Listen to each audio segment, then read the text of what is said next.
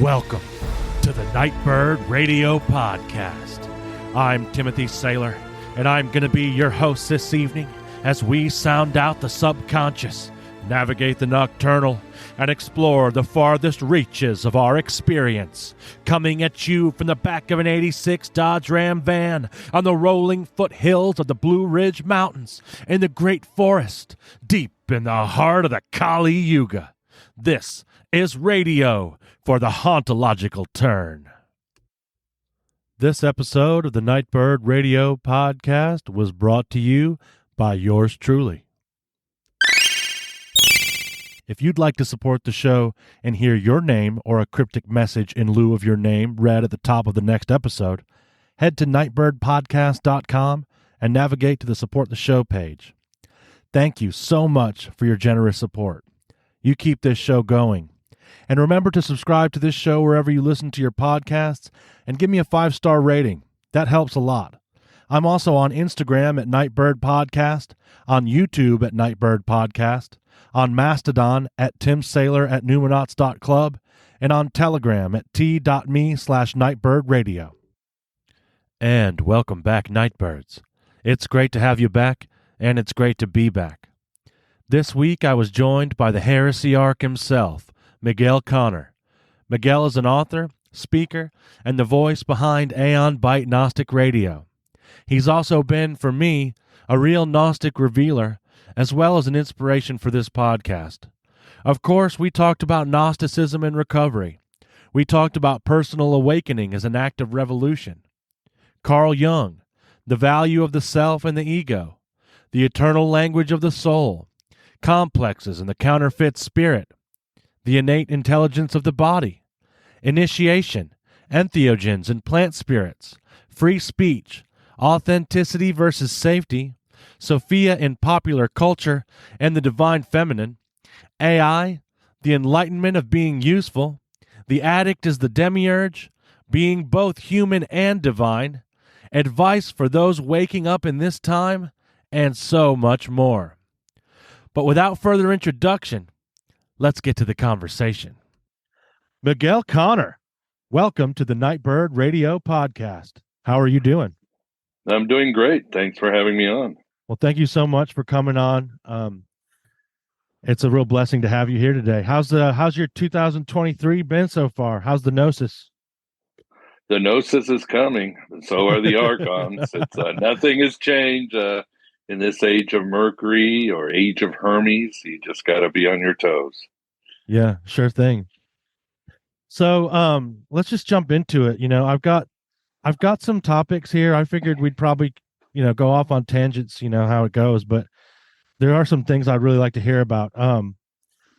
One of the things I want to ask you, this is a question I try to ask all my guests.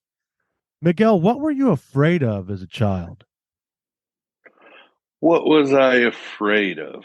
I guess like all children, I think I'm reading this really good called by Gabor Mate, the Myth of Normal. And he really, I think, takes it to the next level. And he talks about how there are two things that when we were young, two forces that are pulling us when we are young. One is safety and authenticity, right? As children, as well as permanent members of the human race, we want safety, right? And it does work if we sort of this herd mentality, do what our parents say, it does work. But also as humans, we also have each one of us a completely individual path and personality and destiny.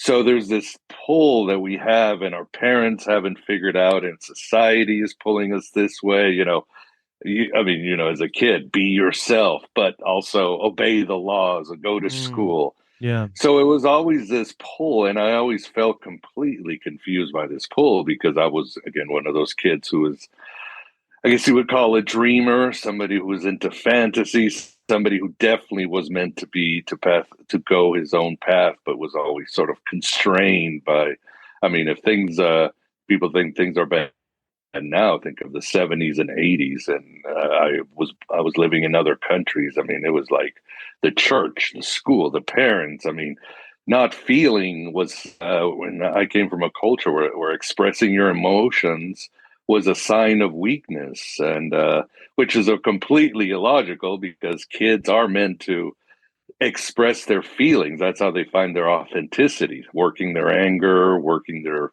fear, working their desires. So I don't, so I guess that kind of, yeah. Knowing I would never fit in, I think, was my biggest fear, but also my Mm. biggest hope.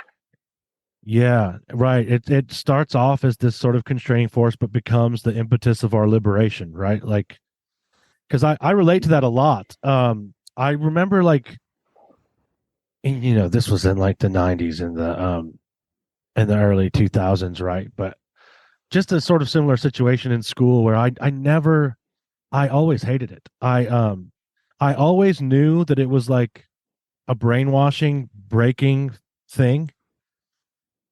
Um, Uh-huh. and probably we all have Pink Floyd a little bit to thank for that Oh yeah, help me, revelation. Yeah, for help sure. me. Um, but I remember like coming home from school and like we had to do these projects and I didn't ever want to do any of it, and I would just be like crying in my room. Well, I shared a room with my brother, um, and he would say I remember one time he said to me, this was like probably he might not even remember telling me this, but this was like probably one of those early sparks of like a Gnostic kind of way of thinking. He told me, take everything they teach you and use it against them. And and so that was a comfort to me. You know what I mean? Like, yeah, I eventually kind of learned to play the game to my own peril, right? And I think that we can get into some of that. So, let me ask you this then. Were you into church as a kid? Like, what was your experience with that? Because you grew up Catholic, right? Yeah, I did grow up Catholic, Roman Catholic. It was all good. I always was very interested and accepting of all religions. My mom was very much an ecumenical Catholic. And I think what really separated me was two things. One, I was growing up in Mexico, and Mexico in the 70s was going through this weird progressive fever in the Catholic Church. It was very hippie. Like, the priest would say, Jesus is your brother. He's my brother. We are all sons of God. And they'd play rock music at Mass. So it was a very Hell yeah. different. That reminds me At of the my same, experience in church. yeah, at the same time, too, I mean, again, my mom, and maybe this is just a Catholic thing where you just take things in perspective. You don't question the magical realism. Because I remember asking my mom, I was like, Mom, do you see the story about the flood? It's what's going on, and the talking snake, and did this shit really happen? And my mom said, Nope.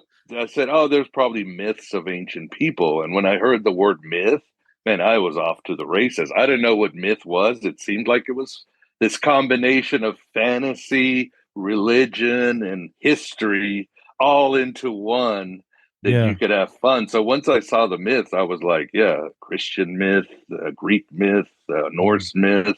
So I think couching it in terms in the very subtle idea of myth really, really helped me with all religions in turn. Then you get into Joseph Campbell, Mircea Eliade, and all those, and you're like, wow, this is amazing. Cool. So you were engaging with that stuff at a pretty young age? To the best of my abilities, yeah, yeah. I Yeah. didn't. It would be until I got to college before you really start talking to teachers about anthropology and mythology and sociology and getting into Jung, and then things start falling apart. But the rest, at least, Yeah. I had a nice buffer where I could say, the Old Testament is just a big comic book. I can read graphic novels that are very violent and enjoy them as much as mythology, the Christian mythology. Yeah. That's interesting. Yeah, that sounds great. I had a different experience. I think it was literal for me. And so I was always, I grew up in the South here in the southern US.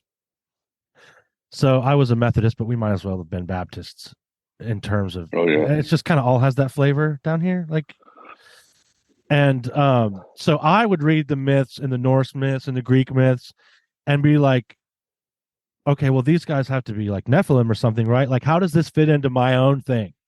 Um, which of course that fell apart too eventually, right? But then it kind of came back together in a weird way once I Yeah. re-engaged with this stuff. So, okay, so you talk about going to college, and then, so when did you come exposed to the idea of Gnosticism? When did that start kind of entering your life?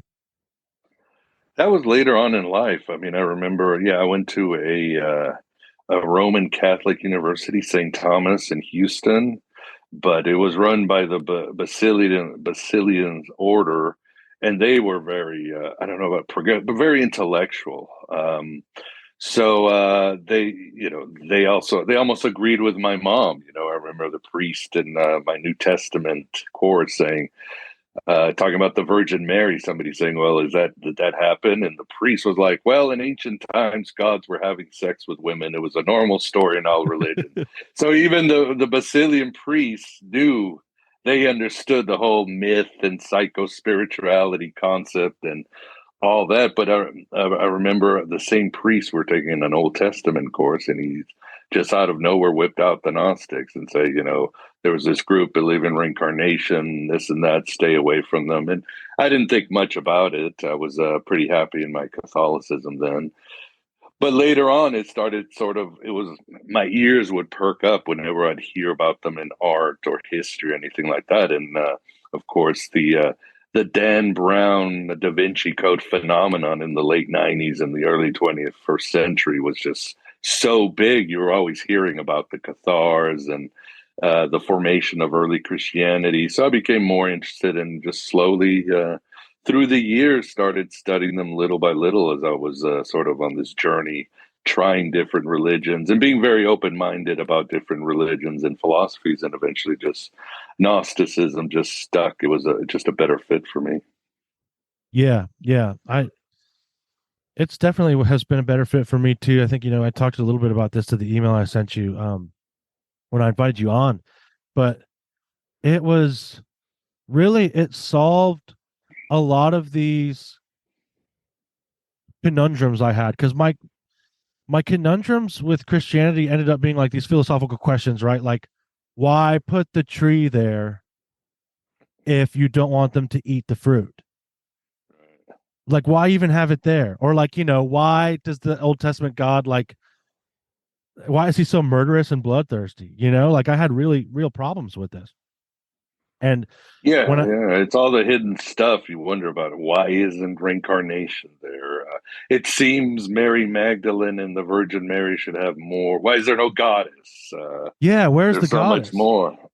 Yeah, where is the idea?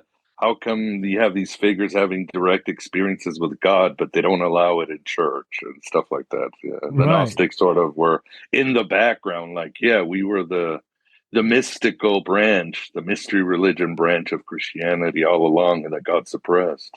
Yeah, and so like that was something that was definitely always missing to me too, right? Like, where's the direct revelation? Like, I'm reading all these stories of people who had direct experience of God, but like, I'm not allowed to directly experience God. Like, I have to go to this person to tell me. Exactly. That was a problem for me, like, so it was really nice to come across this thing where it's like, oh, this is revealed to you personally. Like, it's up to all of us to experience our experience um of the divine. I Yeah, remember. exactly. I mean, we're all unique. All of us have a different path, as I tell people. I think this also turns people off about Gnosticism because there's no BuzzFeed listicle or guru Right. that'll give you 10 commandments to gnosis. It's like, no, the Gnostics were anarchists that were divided into hundreds, perhaps thousands of lodges, and it was all like, you need to find the formula that works for you. Only you can give yourself a path. And that's still a hard pill to swallow for a lot of people. Man, People it just want really is. they Isn't that want a crazy? formula. Yeah. People Well, it's really, hard work. they want that. Like, and to some extent I did too. Like, I can't say I never did. Right? Because there's some comfort there, or like, Right. It's Yeah, if hard. you're I think broke, there's a especially if you're broken down, you're beaten, you're looking for answers. Of course, yeah. I mean, I remember getting off drugs and going to an AA meeting. I was like, "You just tell me what to do. I will yeah, follow I'll those do 12 whatever. steps. I'll follow those 12 steps to hell and back." But at some point, you get a foundation, you get a balance, you get a thirst for more, you get a taste of what it feels to be not just in recovery, but that spirituality. And you're like, okay, and now I need to find this what works for me, and that's hard because it's a lot of hard work, and you're on your own for much of the time. What's going to be your prescription of rituals and philosophies that's going to expand your consciousness and allow you to take that inner journey into finding your true self? And man, I'll tell you this, one of the reasons why I enjoy your podcast so much and why you've been really helpful to me in my own journey is because like there is a really weird place where like um 12 step AA stuff and Gnosticism go really nice together, right? Because there is this idea of like your own conception of God, which we just touched on, right? But it's like this path to where I find um my own truth, you know? And I think that your work like really embodies that, man. Like I really it's really been helpful for me. Well, it does. Even the 12 steps is influenced by Gnosticism because in a indirect way, there was a guy, I forget his name. He went to Carl Jung, Yeah, and I don't know, so you've heard the story. And right. he said he's like, I'm so into this alcoholism, and Jung said, I can't cure you. And the guy, what are you talking? I just spent all this money to come to Switzerland, and you're supposed to be the leading psychologist in the world. And Jung said, the only thing that will help you is a religious experience, get over your alcoholism. And a light bulb went on in this guy, and he did stay sober, and he talked to somebody else, and this guy went to Bill W, and he was also on the rope sitting at his house while his wife was at work just drinking gin. And the guy said, Bill, why don't you have you thought of creating a god of your own conception, creating your own god, your own egregore, your own myth, as I say on my show? And a light bulb went on to Bill W. And Bill W. actually later in his life did correspond with Carl Jung and said, "Thank you. You are the foundation between step 2 and 3.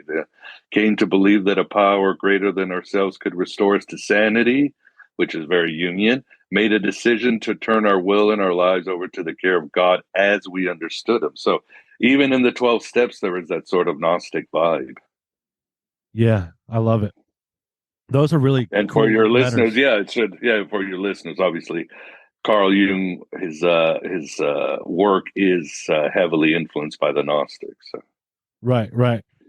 Yeah, and so there are those letters between Bill Wilson and Young. Then that's what you're referencing, right? For the listeners as well. Right, If they want to check those exactly. out, they can find them. So okay, so more on your journey, if you don't mind. So when did drugs and alcohol enter the picture, uh, in relation to the religious quest that we're talking about, before in your life? Like when did that come into the picture, and how did that affect things? That kind of early, I would say around 15 or 16, and it's always hard to find that crossroads where you're looking for something because you've been reading all this cool stuff, psychedelic stuff, and you're listening to rock music, and you're listening to the Indian gurus in the 60s and the altered states of mind, and you have a thirst because you realize this normative reality is just so constraining. You're not getting the answers you want in your churches, your parents, at schools. But then there's that point too where you're also like, this is helping me escape because traumatic things happened to me as a child. I was not adjusting to society. I was in a lot of I had a lot of trauma and pain from my childhood. So when is that crossroads? I can't even tell you, but at some point it just got really bad. I think there was a saying that what did this psychologist said that it's hard to quit something that almost always works. In other words, you're Yeah, never totally. there with this stuff. You think, oh my God, I feel better. I'm relaxed. I'm high. But it never worked. The next day, you're like, well, shit, I feel like shit. I was almost there. I almost Next time I'll get touched God. Yeah, I almost touched God. I need to adjust my drinking and my cocaine or it. whatever you're doing. If I can just get the But right combination. I right, remember, exactly. man, I remember like at the end of my run, um, I started to get really paranoid and I would be like, because it did stop working eventually for me, which is like, I'm so grateful for that now. It's like, I guess maybe tolerance or whatever it is. Um, or just, a hand doing something for me what I couldn't for myself, perhaps, is Right. how I see it. But it really just stopped working, and I started getting paranoid. Like, what are they doing to the drugs? What has the government done to the drugs? I thought it was that, but really, it was my relationship to them. It wasn't working anymore, and I came to that place of just incomprehensible demoralization, where, yeah, it's crushing. yeah, but it's interesting because sometimes I try to see the archons this way too, and I've talked a lot about this on this show. Um, but the way I look at alcohol and drugs now is with just this lens of immense gratitude, and because they've been my greatest teacher in a way, because I wouldn't be here like where I am if it wasn't for that. Like Right. something had to wake me up. And perhaps it was my stubbornness that made it have to be something like that. I don't know, but um I see them as a teacher now, and I can look with gratitude. And so I sort of have that attitude towards the archons as well. Like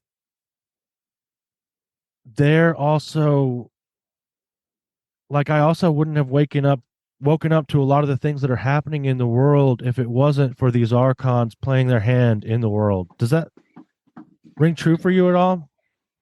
Yeah, for sure. I mean, obviously, gratitude is always so important, no matter what. I mean, that's how you could rid yourself of the past. You have to integrate the past. You have to make peace with it. You have to make peace with your enemies, and you have to give them as much gratitude and love as you can, and understand why these things happen to you and how others were blind or being manipulated. So yeah, it's I would say it's certainly important too. I mean, and it's always hard going back to Bill W. and Carl Jung.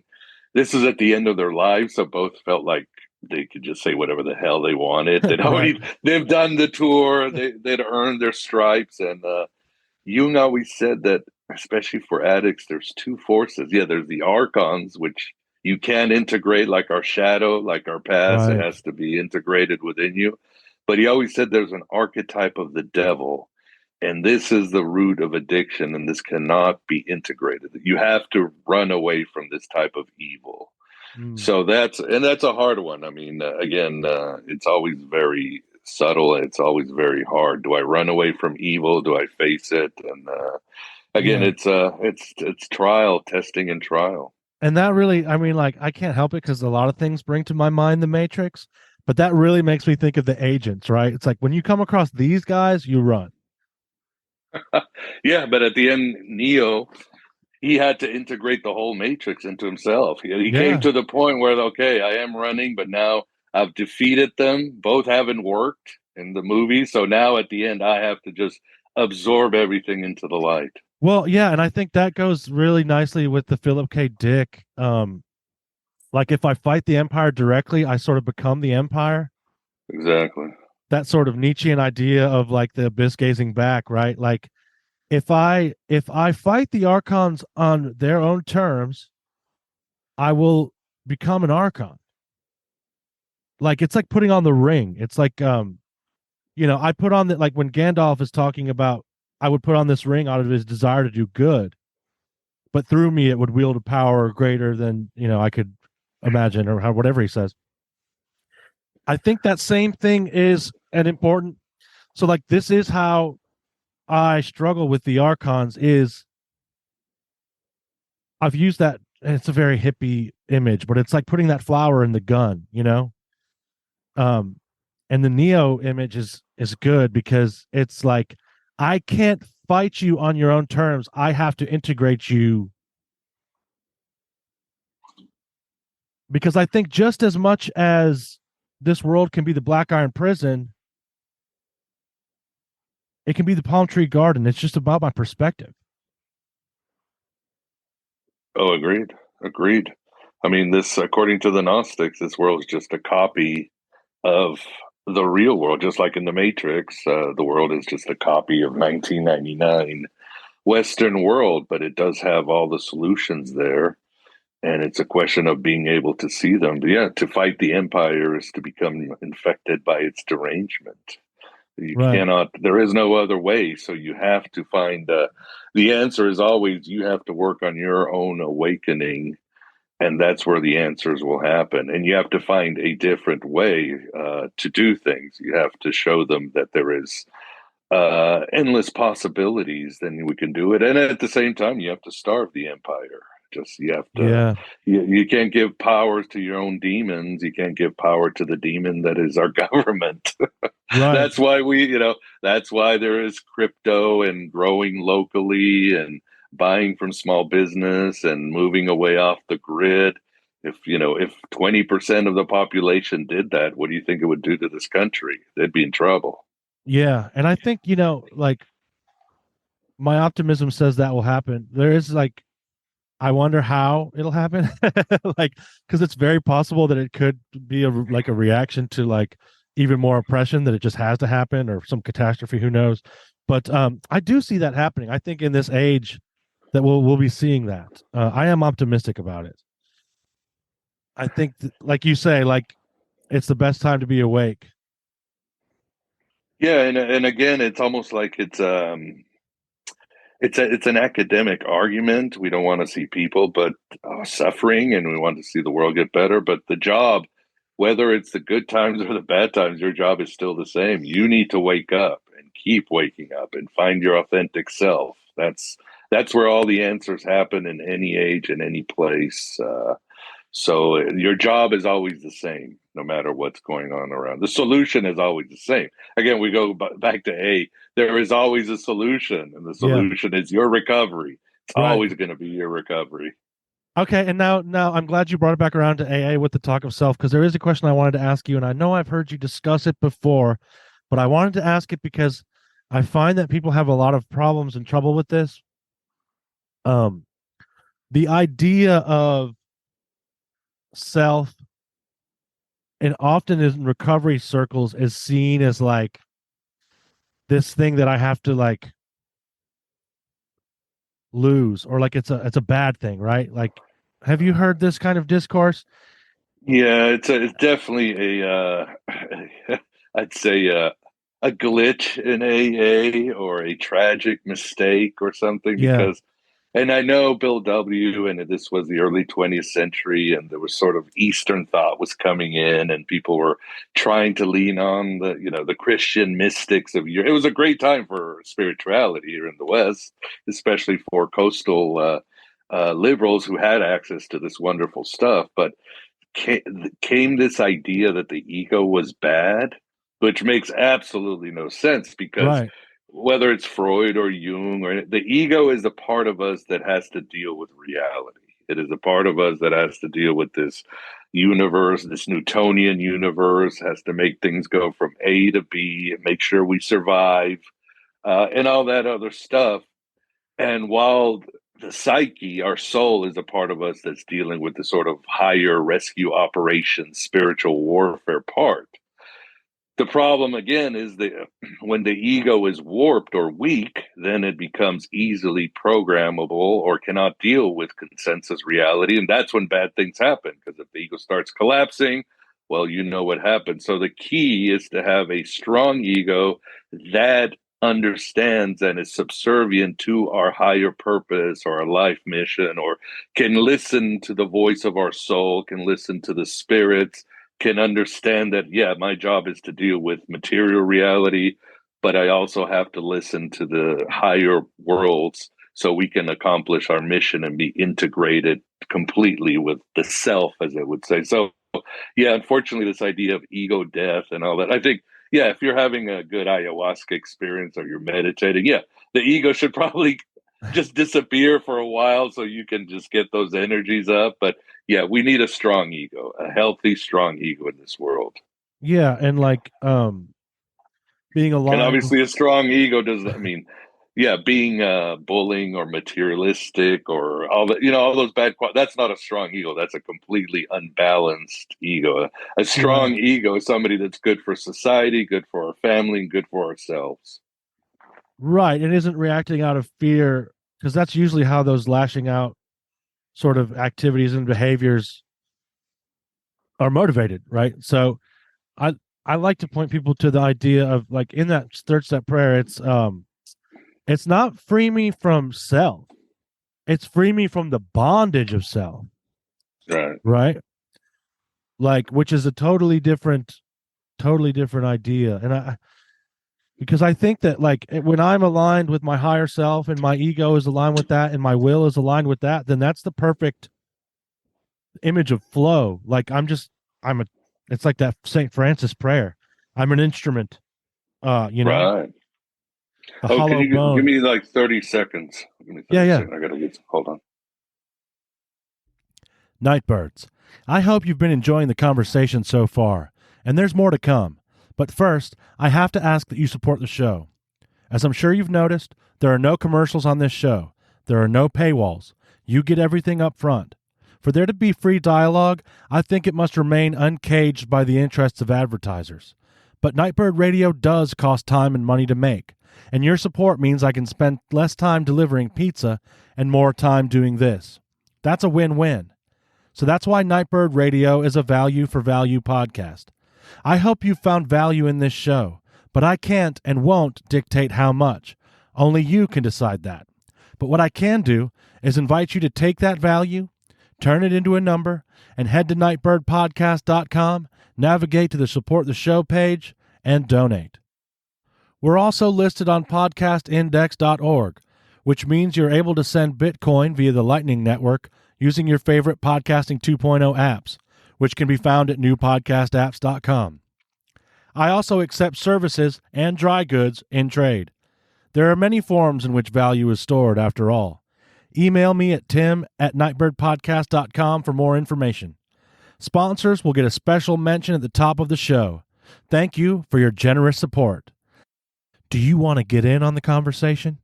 I've teamed up with Numinauts to offer you the opportunity to do just that.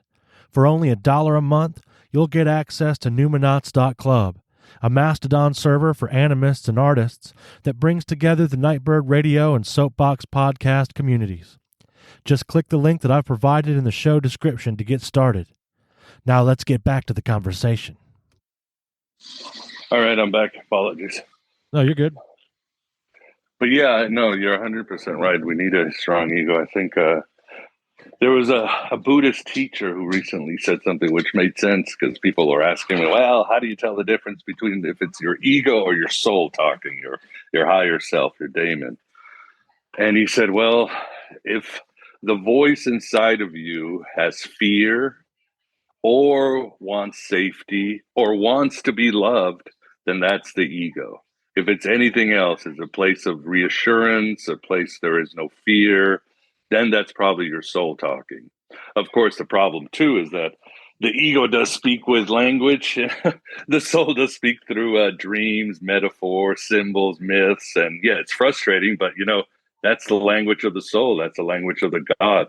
It's not interested in, oh, you little humans, you monkeys invented language 5,000 years ago. So the gods are just going to kowtow. No, the soul is eternal and it speaks a different language. Yeah, I like that.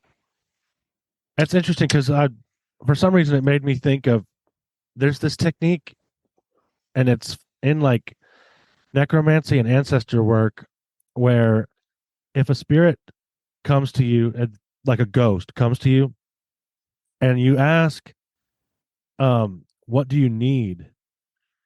If it answers that it needs anything, then it is in some state of unwellness, which is interesting. And I never kind of made that connection before, but I just thought that was a cool. Yeah, that makes sense because we go back AA again. It's Gnostic, it's shamanistic, it's mystery religion. It's like, you always ask, "Thy will be done," right? The soul is not interested in, oh, if I only have this girl, I'll be sober. Or if I have this job, Right. I'll be. No, that's the ego wanting. That's his job. It's not good or bad. The ego has a job, and it's willing to step. But the soul has a higher purpose, which is, what is thy will, God? What are we going to do now? Where are we going to take this thing? And the thing that I think is so Gnostic about it is that answer also comes from inside me. What the 12 steps do is clear away that gunk so that I can tell what voice it is. Exactly. So when I'm bogged down with all these resentments, fears, all these things and worries of these things I've done, I am unable to hear that voice properly. But when I'm actively doing this work, and I know that there's plenty of other, this is ancient techniques, that have been just used by AA because they work, right? They work, yeah. And that there's plenty of religions that have this sort of technology, like confession and things like this. And I just think for me, it's the only thing that's worked. Yeah, and again, that's your journey, and it works for you, and that's the way it is. Not everybody, groks to AA. That's fine. There's other ways you can stay sober and have a spiritual recovery. So absolutely nothing wrong. Yeah, I mean, what worked for Socrates works for us. It's simple. I mean, when people tell me, well, what's at the core of this? I go, the core of this is the simple maxim at the Temple of Delphi: know thyself. It's simple. That's it. That's the answer to life. Now, getting there, of course, again, we go back to your journey is different. Your journey is different than Odysseus or Jesus or Muhammad. But it is your journey, and you do have a special one. Each one of us has a special mission on this planet to find our authentic self and give away this gift to the universe. And it's completely unique. It's amazing, but it's hard because you've got to find it. You got to go in. Yeah. And it's one of those things too, where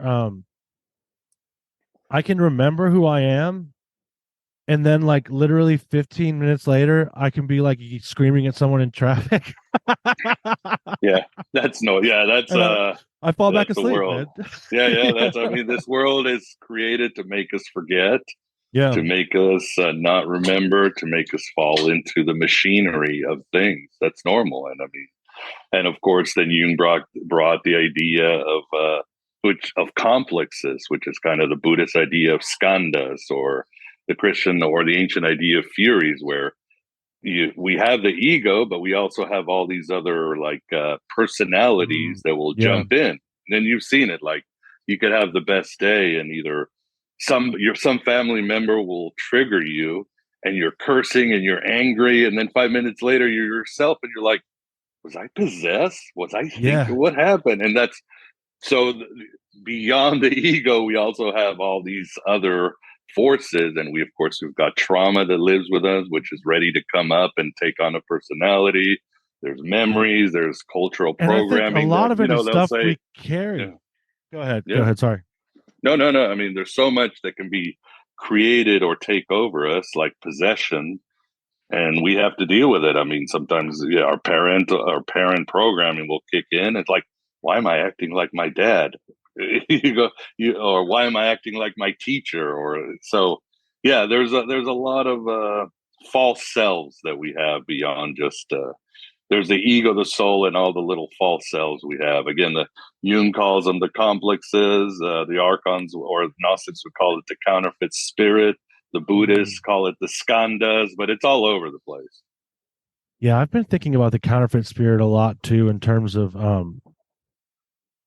AI and stuff. I know that is kind of a tangent, right? But we'll get there here in a bit. I did want to say, I think a lot of that can be stuff that I've carried with me through other lives too, and ancestral stuff that needs to be integrated, and just all kinds of There's all kind of like so for me, like a really helpful framework for that stuff is that those are literally ghosts.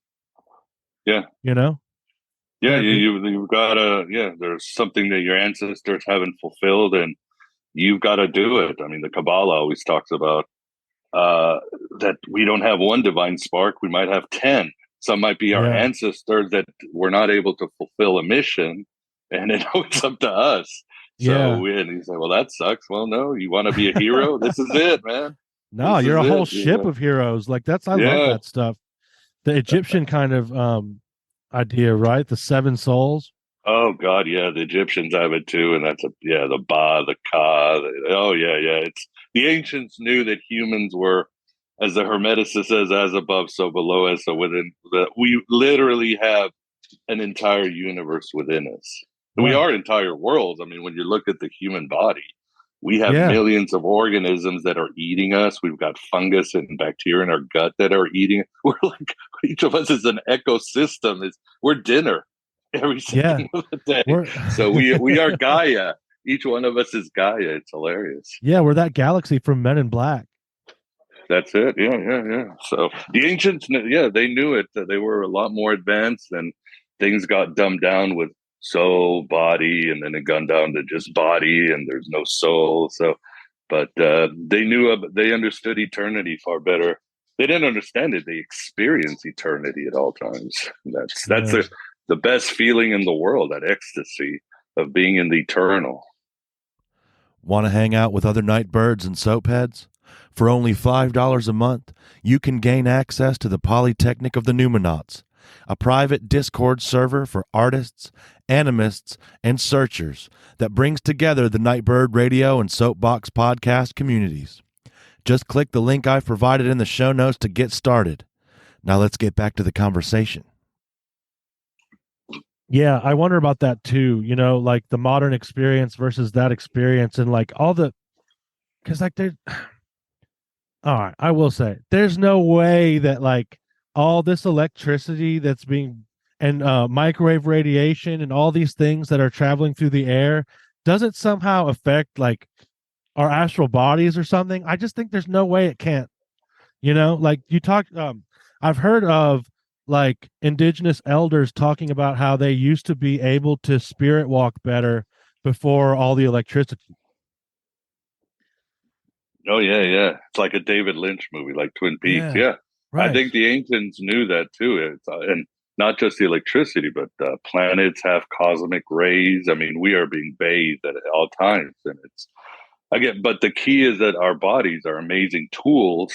That if we meditate, if we contemplate, again, we give the ego its job, and we give them a good diagram. It will know what to do. The body doesn't lie, as they say. It knows exactly. It's like this thing that always cracks me up is like women will get pregnant, and they're like, their bodies will be speaking to them. I need to eat this. I need to. I mean, it's Yeah, like them. It's like we think it's miraculous because they know exactly what their bodies need for their child and for themselves to be healthy. Then when women aren't pregnant, they go back to like men where they're like, oh, what's going on? It's like, no, our bodies are talking to us. They know it, and they know how to stop these rays. They know everything, what to eat, how much to sleep. It's a amazing tool of the ego, of the soul, this body. But we've been taught not to listen to our bodies. right. And I think that's one of those things that I find it hard to call an accident. Like people are like, well, it's just a coincidence. Like, for one thing, don't really believe in those. But also, like, isn't it strange that all of these coincidences are like things that have cut us off from the land, from our bodies, from our ancestors, from the spirit, and these it's like all these things that you can't really be disconnected from unless you believe that you're disconnected from. It's the same way I feel like I was when I was in active addiction, like I I was seeking for something that I already had because I didn't believe that I had it. It's kind of like a roomy thing, like Mm-hmm. it was all in me already, Yeah, but I didn't believe we that. Well, we didn't have the initiation that men in the past had or other cultures had. You Oh know, yeah. I mean, as us men, we go through our edge, we penetrate things, we like to break things, and we need initiation, both as spiritual and physical men. And our society has gotten rid of that, so of course we end up looking for initiation in drugs, gangs, violence. You know, so we need Yeah. that sort of we need that help, that shamanistic help. And yeah, like you said, we've lost that to get us to understand our relationship with our bodies and to nature and to other living beings. So that's something else. So that's, yeah, drugs kind of come into that too. Well, and it's really I think all drugs are at the end. I think if you do drugs by yourself, it's bad. I don't care if it's marijuana or anything. But if you do drugs with a hierophant, somebody that's going to initiate you in what they do, how they expand your mind, everything, then they're good. So yeah, that's my stance. I think they should all be legal right. because I'll think, if we live in a country of rights and freedoms, but I do think that they need to be taught in a ritualistic sense. 100%. And I think, it's this is another thing that I get from Alcoholics Anonymous is that there is nothing wrong with alcohol. It is No. my relationship to alcohol that is the problem. And so a lot of, and I had this thing with marijuana too, where like I wasn't using it in a ritual way, but like, and mushrooms, man, when I would just pray to them and then eat them, it was a completely different experience than when I would just be like, oh, let's party and just like ate a handful of mushrooms. You know what I mean? Right, yeah. Like those things actually, um, I had like a shamanistic dismemberment experience like a week before I got sober. But I had just eaten these mushrooms. Like, hey man, you got some mushrooms? Let's just do it, and um, had this experience that like at this point now I look back and I can see like, oh, that was preceding my sobriety. Like that helped me, right? Like they helped save me. I had this experience where I was like torn in half and something took something out of me and put something else in. Really Wow, wild. yeah. Yeah, definitely. Yeah. Dionysus being torn to shreds and eaten by the Titans. Right. Oh yeah, I like that. And I know you said that you've had um correct me if I'm wrong, you had ayahuasca experiences? Yeah. In Yeah. fact, I did a few this summer. Yeah, and it's simply amazing. But I had the right shaman to guide me, so it was amazing. And that's the other thing where AA sort of drops the ball because they're like, Yeah. yeah, I'm sure, yeah. Oh my God, you can't use medicinal marijuana for your eyesight or your Crohn's disease. That's relapsing. No, it's fine. Oh, you can't do a ritualistic entheogens. That's a relapse. No, it's not. Well, That's like, Bill Wilson dropped acid, so I'll just say that. yeah. I think he was on the right track. It's a pity that once it had street value, he ran away. I wish he'd stuck with it, but that was at the time when the CIA got a hold of it and was like flooding the streets with it. Because again, Yeah. LSD without a shaman is, of course, dangerous. It's Yeah, I think that's part of that MK Ultra thing, right? Where it makes me wonder kind of about like how it's coming back into vogue now. Because I think that they have incredible healing potential, and I think that these spirits are like powerful, wonderful allies. But like you said, without that framework, it does make me wonder who's gonna be the shaman, like yeah. Well, they don't want it. They want this power, and I like what you say. Don't call them drugs, mushrooms, marijuana, or anything. They are the spirits. yeah. But if you just let them loose in the population, spirits are going to do what spirits are going to do.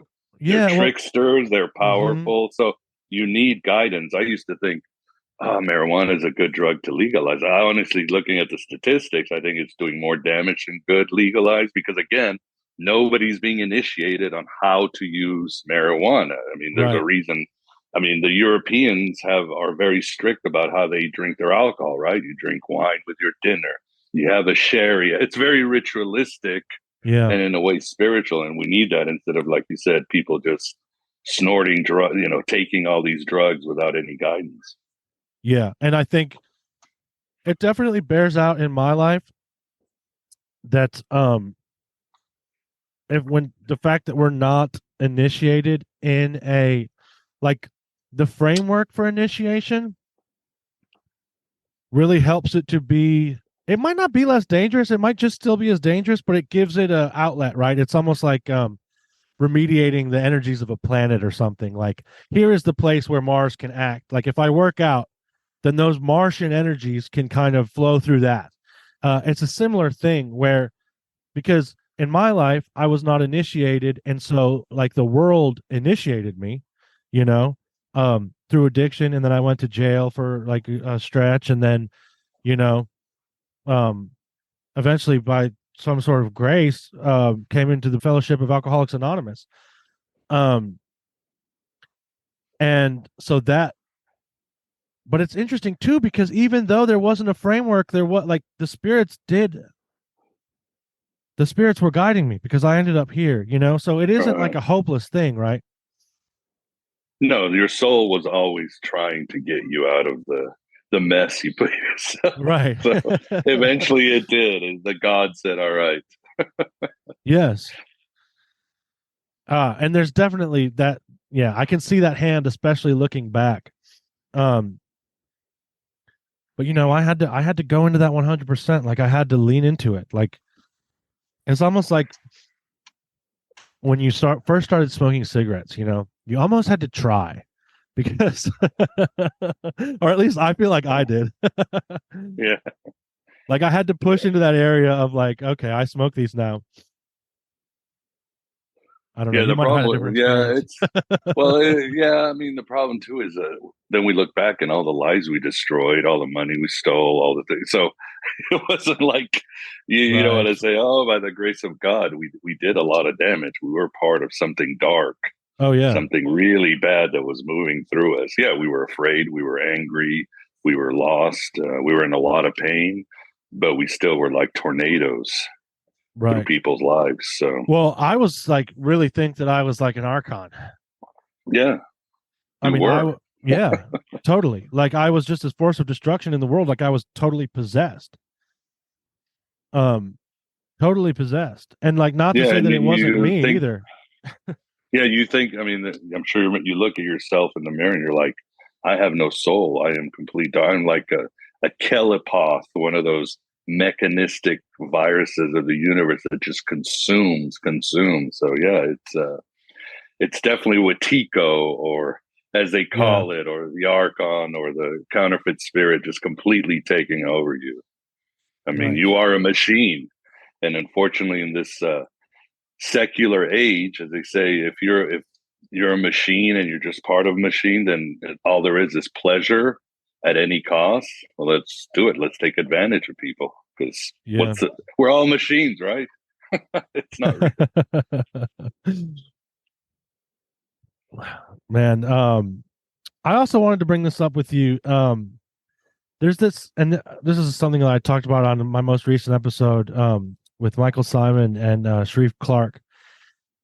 Have you heard this term UPG? Unverified personal gnosis? People will use it. No, I haven't. So people will use this term in like occult circles to describe, like information they've received from the spirit world and things like that. So I'm happy to bring it to your attention because it seems to me like almost like a psyop, right? Because it's taking the gnosis and making it, it's putting qualifiers on it. Like, this is unverified personal gnosis. Well, like, isn't all gnosis that way? Yeah. I'll have to look into it, but just from just listening, it seems there's something wrong about it, because it's not unverified. I mean, the whole idea of the Gnostics and the Neoplatonists is they were educated, right? They were like, hey, we need to read books.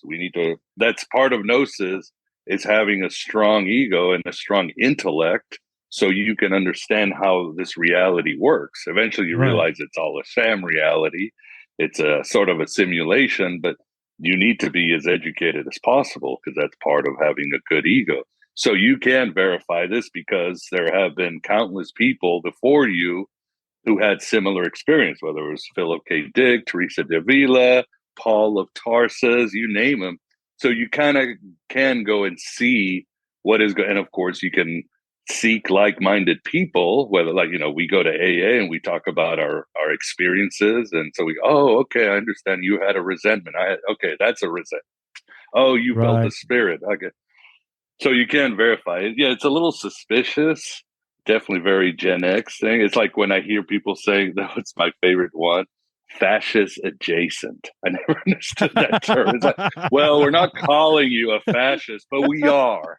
You had a book, or you quoted somebody that was questionable, so you're fascist adjacent. So we're going to cancel you anyway. Right. Just you're canceled. Just might as well just cancel first, ask questions later. Yeah, exactly. Man, so that is some newspeak stuff, right? Like, that really reminds me. Or a get out of jail card or something. Well, it's unverified, but I'm going to stick to this gnosis. This gnosis says I have to eat human flesh or something stupid. Right.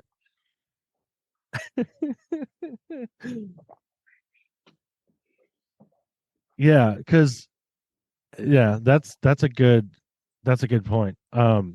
It definitely has a tinge of newspeak to me, and like,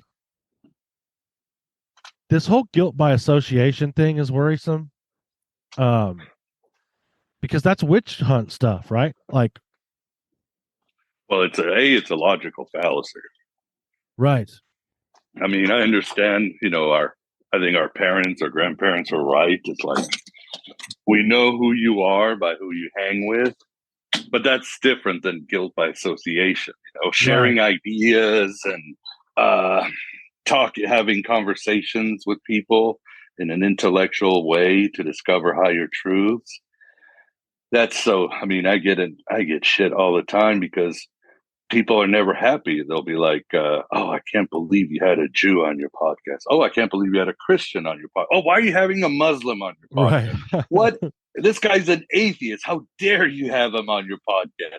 It's like, dude, I like to have conversations with anybody who has a Gnostic take. You judge them if you want on your life, but this is the whole idea of free speech, free exchange of ideas. You do it with people you don't agree with. You do it with people who make you comfortable, and you do it with questionable people.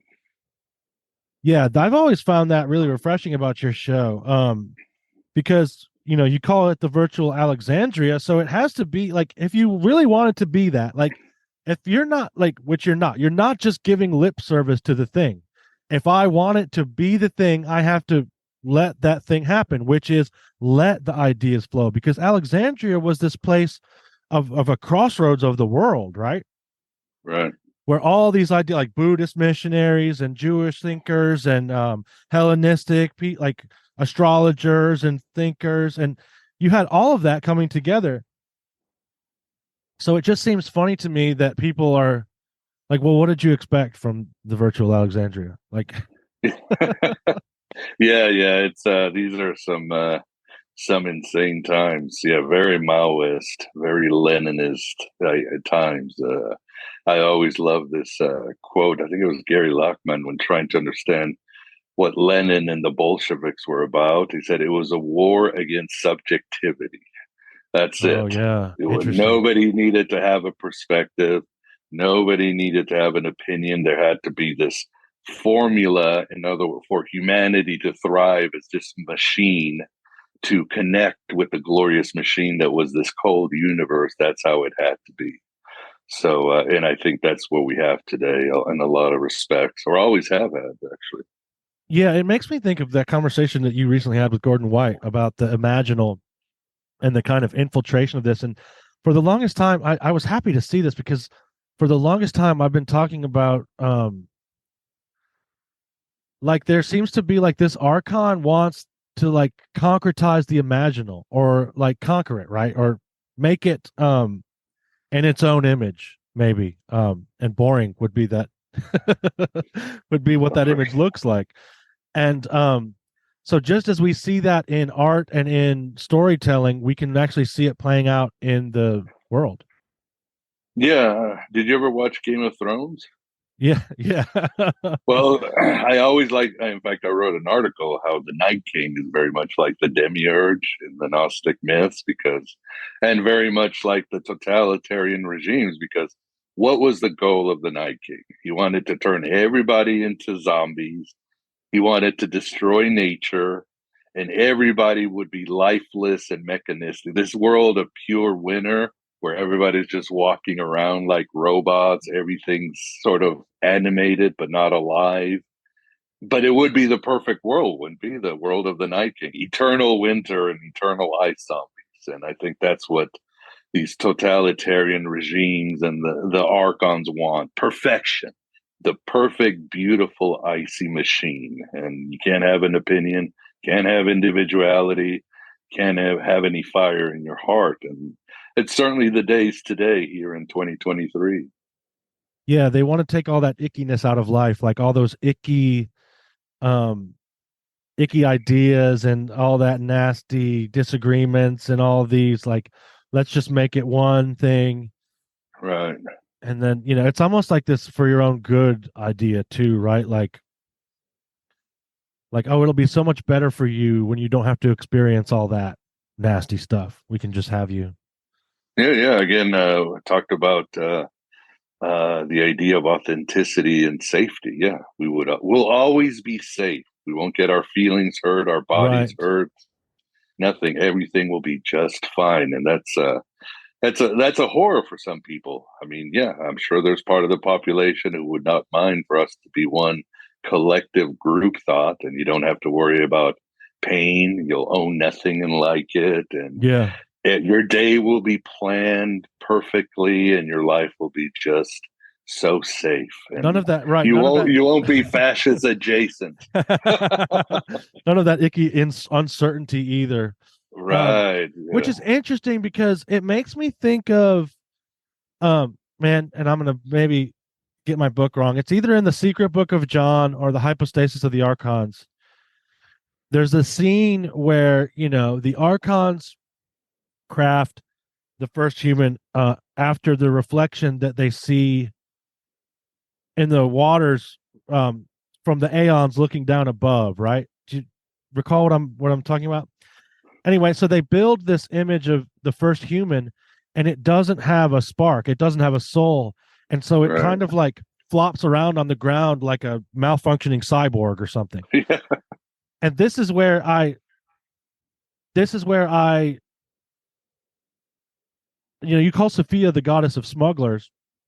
This is where I see her as that smuggler, because what she does is she sneaks that divine spark into that being, and in my take on it, sort of tricks the Aeons into caring about this world, right? Like, well, there's a piece of you here The now, so archons. you Yeah. or the well, right, but the Aeons weren't getting involved, they were just kind of looking. Right. Right. Right. Yeah. She needed to find. That's a rescue operation. The Yes. idea, the doom of the demiurge is that he was allowed to put the spirit into his golem, into his really badly made creation, and you find that too in the creation myth of the Cathars and the Mandeans.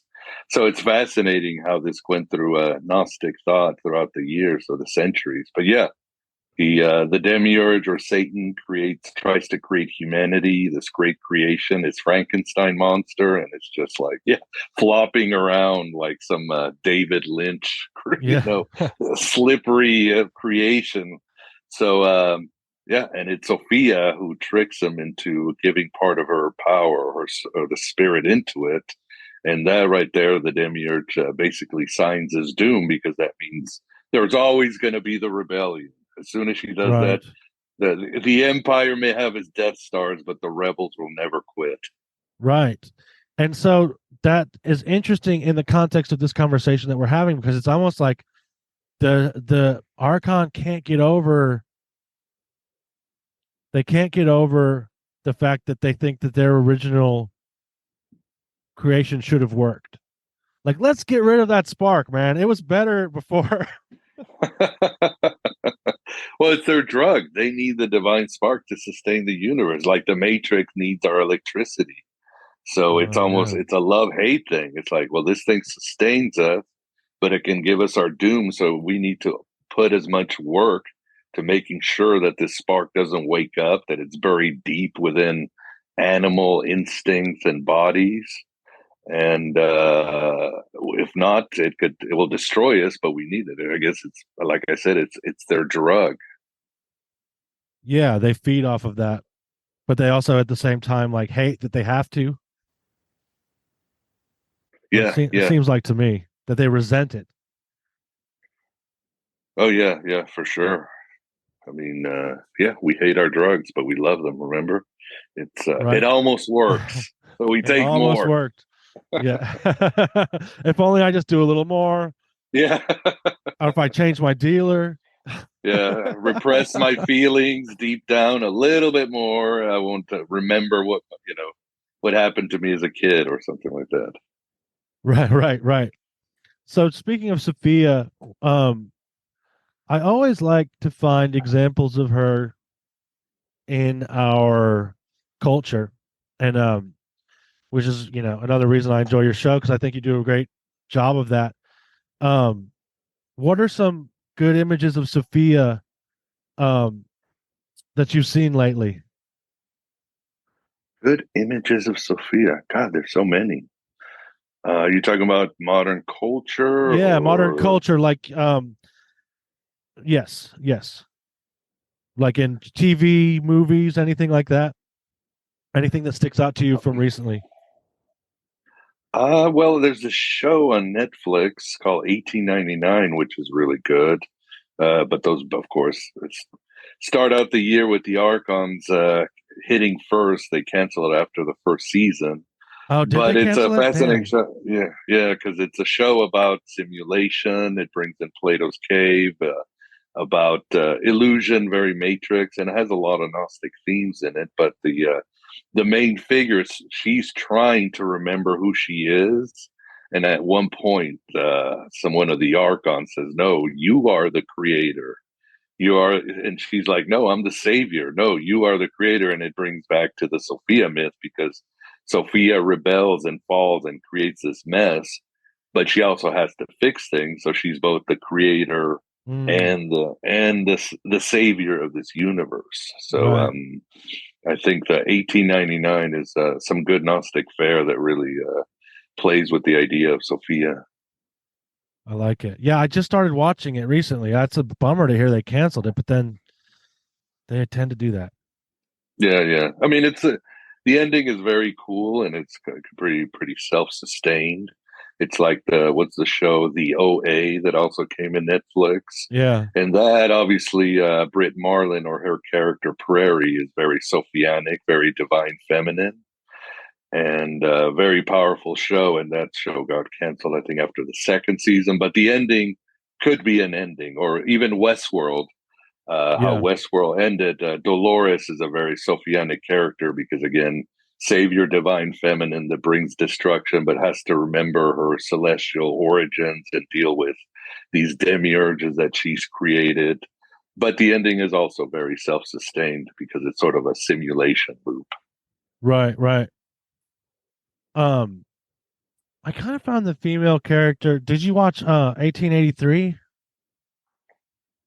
No, my wife watches it, but I haven't gotten around to it. It's good. Check it out, because there's a female character in that kind of reminds me, and I won't spoil it for you. But I gotta think that they were channeling some of that blood meridian energy, some of that like Gnostic Western energy, because it reminded me of that a little bit. Yeah, I'll have to check it out. It's pretty good. Haven't gotten around to it. Yeah. So. Yeah, and the reason I like to ask that is because I feel like it's interesting. And there may be some purpose to this, but like, it is hard to find images of Sophia in like iconography. Like, literally try to Google her, and there's just not a lot.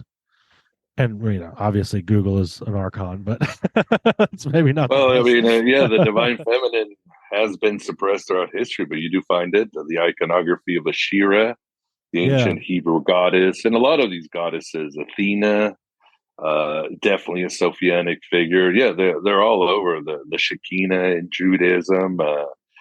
You can, yeah, you can definitely find. I mean, Right, but Mary Magdalene. they're always hidden. Yeah, Mary Magdalene, and I think Mary as well, right? Like, Yeah, both are.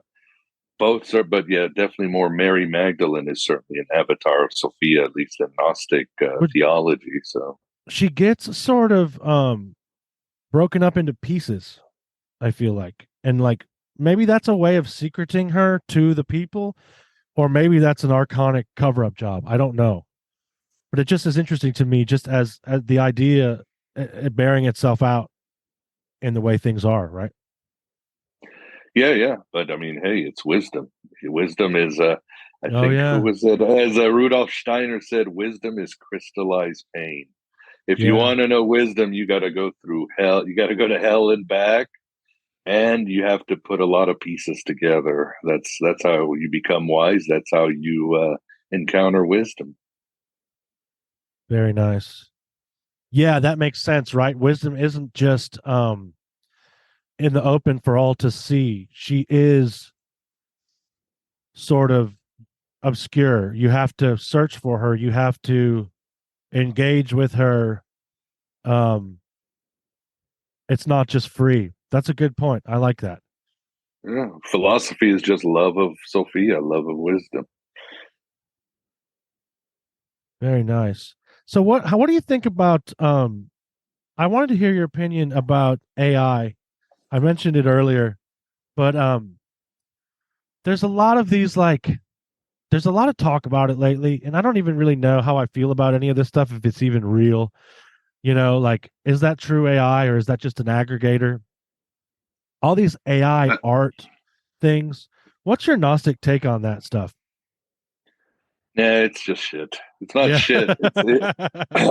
It's a tool. It's another tool, but it is not our salvation. It is not sentient or conscious in any way. I mean, even people like Philip K. Dick and others wrote about it that there's no way that androids or AI will ever be sentient. It's just the way it's been couched is very archonic. I mean, what's the example?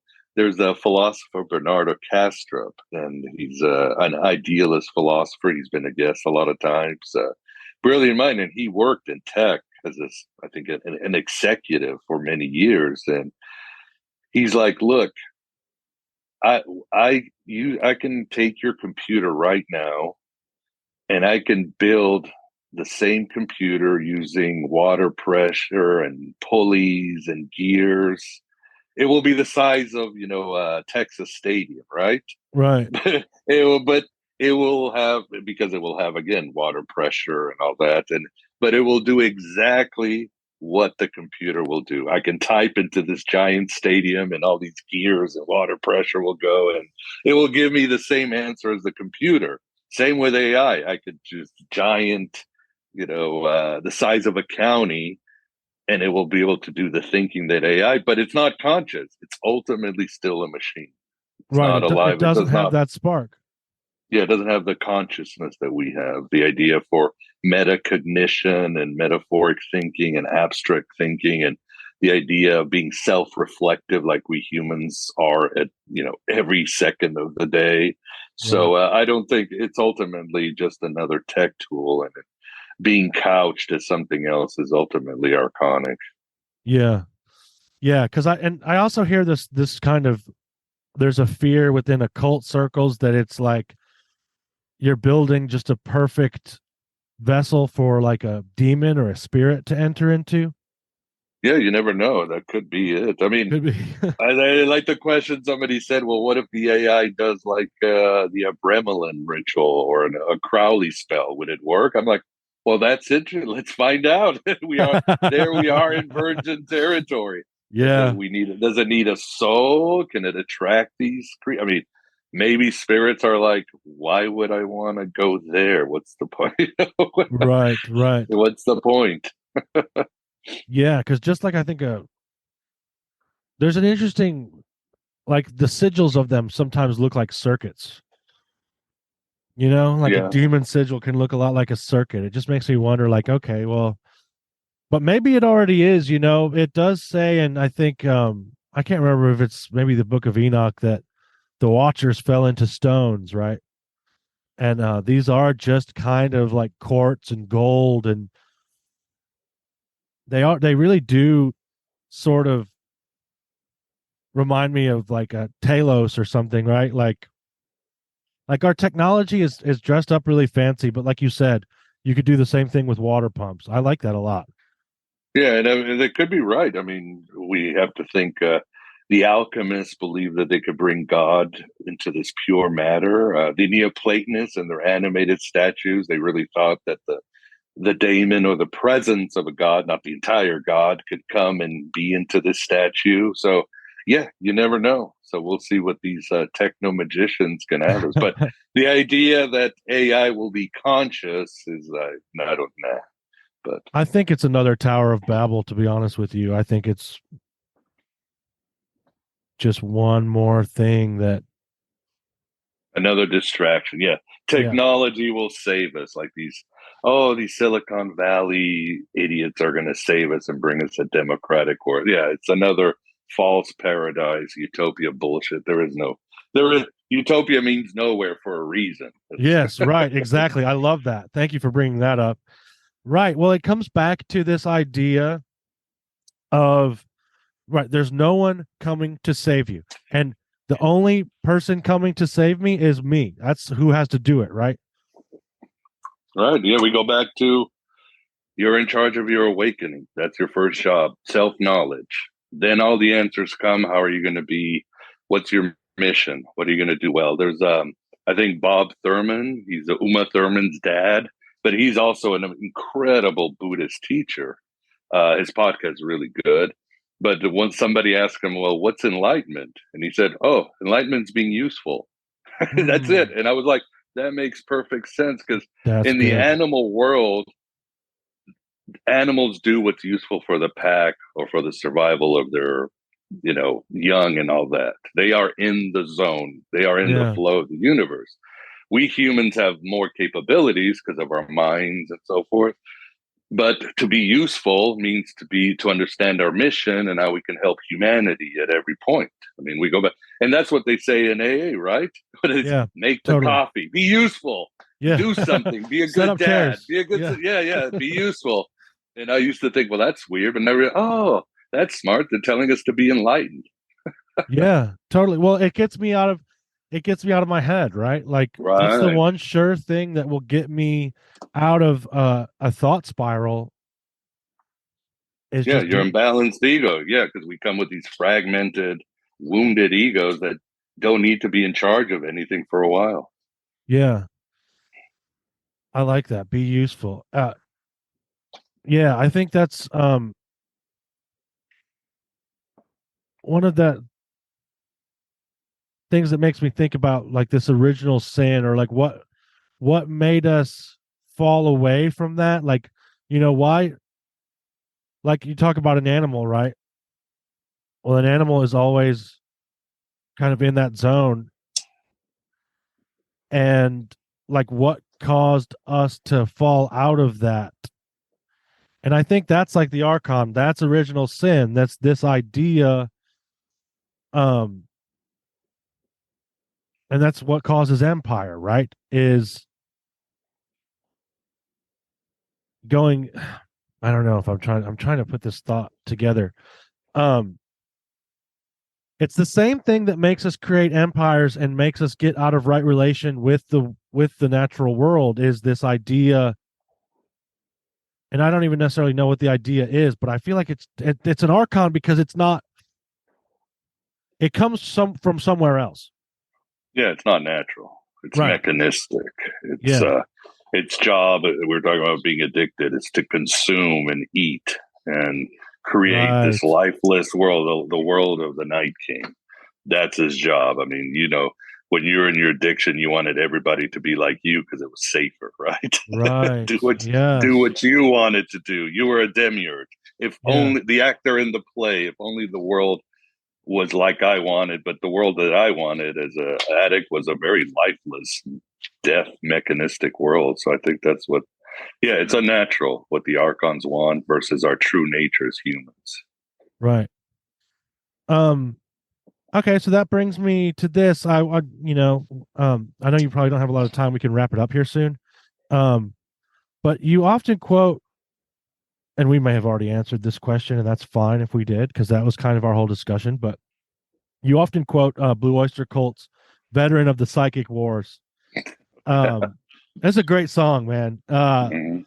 As veterans of 1,000 psychic wars, I do think that we're like uniquely placed in order to aid and assist those people who are waking up in this time. Um, and I know what that looks like for you because I can see you doing it. Like I can see it in your actions. But what advice could you give to those of us who are just stepping out of the fog? I feel like I just was born 3 years ago, so I'm still Right. very young in this. What advice could you give for us here in this time that we're in? Well, yeah, it goes back to self-knowledge. I mean, your mission is to find out who you are, who you truly are, and then what you be useful, be enlightened. It's that old saying, the meaning of life is to find your gift. The purpose of life is to give it away. And all these texts say we all have a unique purpose to make the universe better. It may not be like our ego wants. We may not be movie stars or CEOs or rock stars or whatever, Right. what our ego wants us to be, right? Right. It's going to be what our soul wants us to be. It could be you end up doing a podcast. You could be a volunteer. You could be an artist. Who knows? But it's there. And you'll find peace, not even peace, you'll find ecstasy in doing this. But you have to find out, you have to get through all the programming that your ego's been under, all the fragmenting that's been happened to you, and go deep within yourself to find your divine spark, as they say. And when each one of us does that, that's when, again, we become more useful to ourselves and to the universe and whatever the rescue operation of Sophia is. So each one of us has it. Nobody's better than anybody. I'm not better than you. Jesus is not better than me. It's all this sort of this was what they call in Buddhism Indra's net, this Right. giant net of light that really makes a harmonious universe. So that would be my advice. Again, it just goes back to the temple at Delphi. Know yourself. So, and that's the greatest adventure each one of us will find. I mean, the story of Sophia is the story of the soul falling from the heavenly realms, going on this adventure in the world of matter and coming back. It's the hero's journey, the monomyth. Right. Yeah. So that's it. And of course, it's a simple answer, but again, it's hard because you have to find your own path. Right. Yeah. I love that each of our journey is a microcosm of that. Like we all have Yeah, to yeah, get to this moment where, and I know I had to, where I get to this moment where I was at the farthest away from the pleroma as I ever felt, right? Like total isolation, total, like, where the fuck am I? Like, what is this? Right. yeah. And it was Your at that soul is very Sophia's moment, journey it was at that into very chaos. moment where I turned around and started drawing closer, right?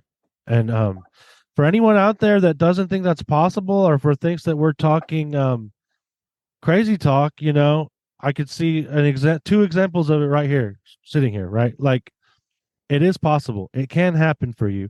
And if you're in that dark place, just turn around and realize that you're there. They say Yeah, wherever you yeah, go, there you are. Well, that's where you are.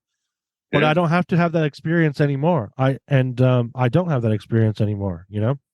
Maybe small versions of it, and I keep pushing into new territory. Like it says, I can't rest on my laurels. See, I thought that just meant I had to continue um, doing the spiritual stuff, but really, that's with everything in my life. I have to always be pushing into new territory, asking those questions deeper and deeper. Who am I? What did I come here to do? Um, and that's been my experience with it.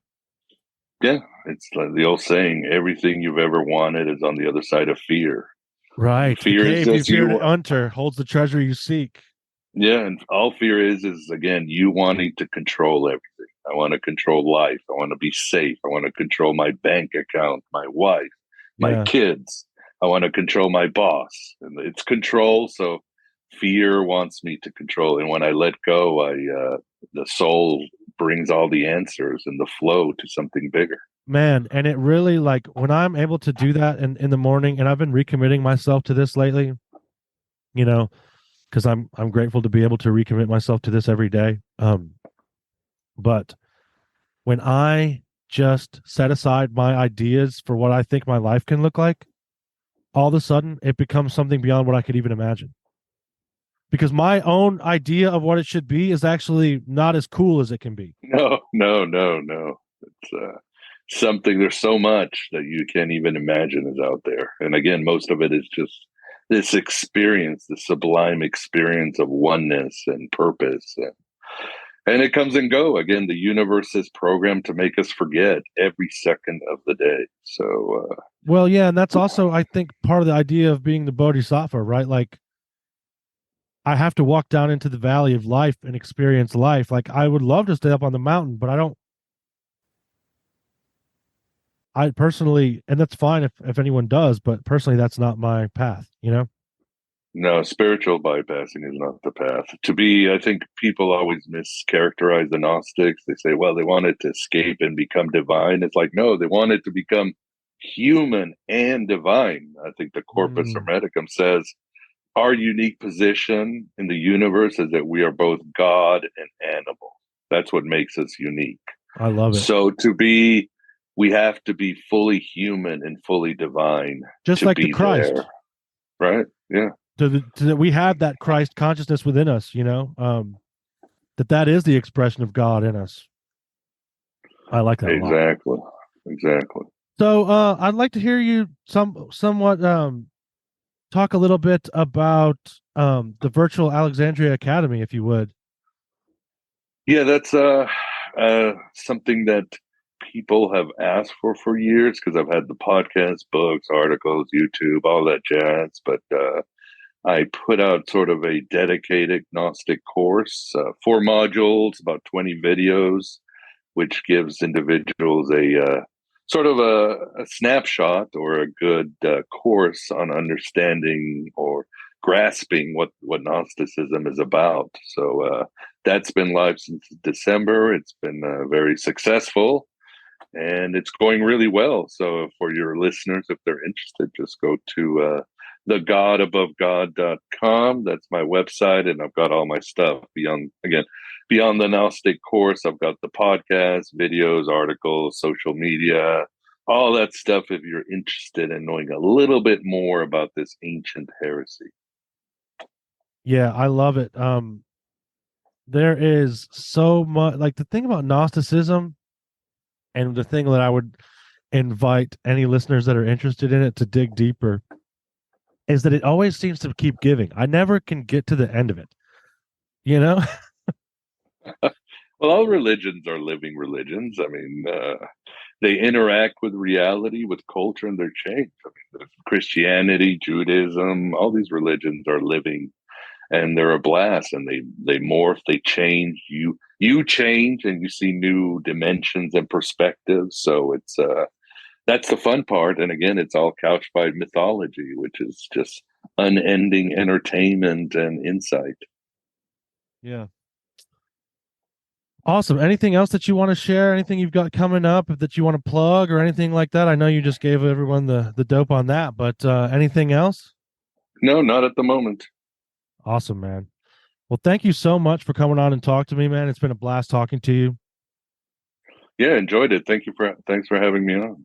Yeah, man. Thanks for coming on. And I hope you enjoy the rest of your Sunday, Miguel. Sounds like a plan. Thanks again. Cheers. Thanks.